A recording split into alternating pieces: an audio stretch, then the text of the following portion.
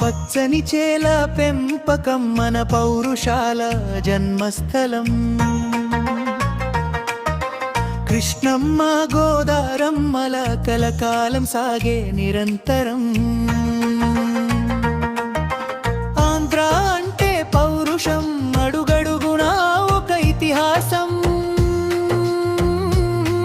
ఇది ఆంధ్రుల ఆంధ్రప్రదేశ్, మన గుండెల్లోన ఎప్పటికీ ఒకే పేరు బాస్. ఇది ఆంధ్రుల ఆంధ్రప్రదేశ్, మన తెలుగు జాతి వెలిగించే దివ్య జ్యోతి బాస్.